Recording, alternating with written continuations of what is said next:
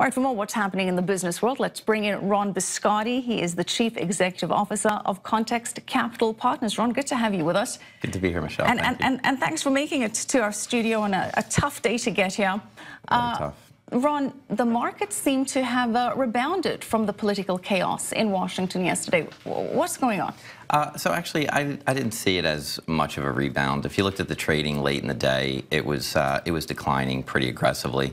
I think Washington and the president, quite frankly, really have to get their act together because they're just creating too much instability in the markets. And at a time when he really should be in a position to pass all kinds of things that would help the economy, he's, I believe, squandering that opportunity. So were you surprised that with this instability, markets still close in the green across the board?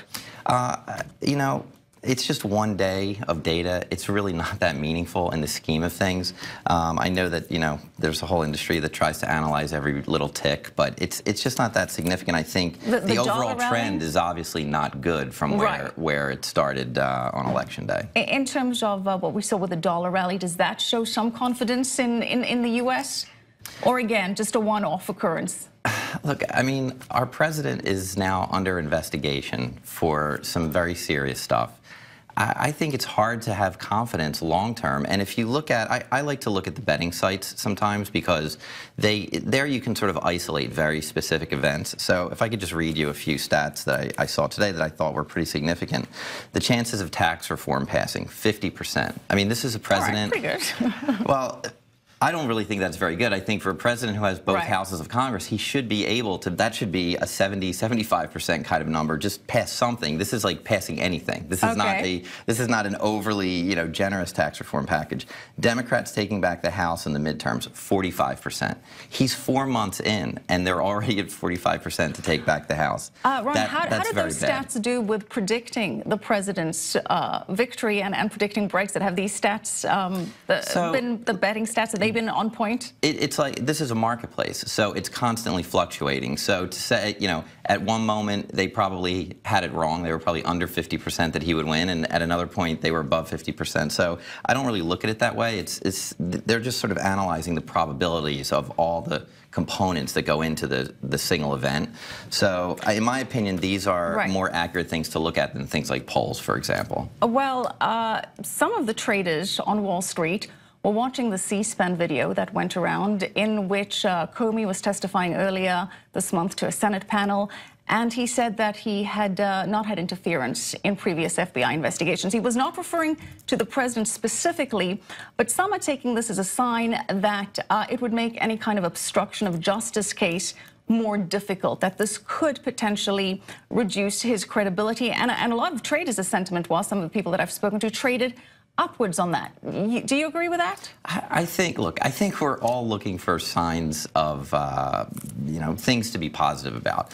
But I didn't take that video the same way that I think a lot of the traders took it. I looked at it and saw him clearly answer a question about the Department of Justice interfering in the investigation or asking him to not investigate the Russian link. The question was not, did the president ask you not to do it? And that's obviously what he has accused the president of, and that's a very different matter. So until there's clear evidence that that didn't happen, this thing's obviously not going to go away. And if it doesn't go away, what does it mean for implementing less complicated things like deregulation? Because tax reform is going to be a tougher thing to pass. Deregulation, do you expect any progress on that front? Anything that is legislative, I think it's hard to imagine it has a good chance until he gets his house in order and gets the Republicans behind him.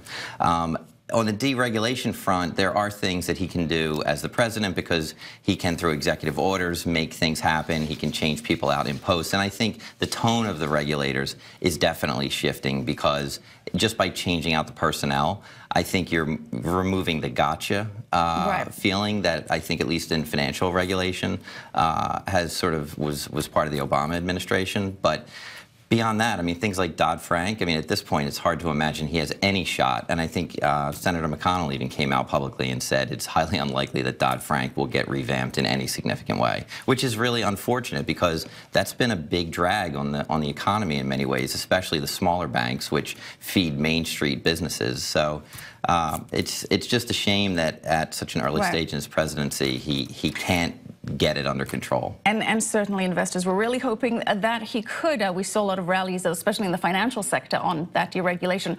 Ron Biscardi, thank you as always. Stick around, though.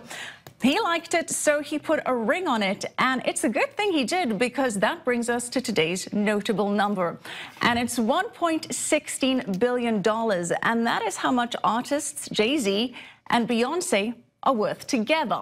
That's according to Forbes. Most of their income is from companies that they own, and this may bring a new meaning to the term power couple. Ron, I know you like to pay for celebrities to attend some of your events. How much do you think Beyoncé charges for an event? I mean, Beyoncé is a very big name. I'm going to say Beyoncé has to be getting somewhere between $1.5 and $2 million for an appearance. And Jay-Z? I don't think Jay-Z's going to get the same as Beyoncé, but he's probably up there. Correct. You are correct. I'd say he's probably more like $750 to $1 million would be my guess. His record is $1 million. She made double that. She gets $2 million. There you go. All right. Thanks, Ron.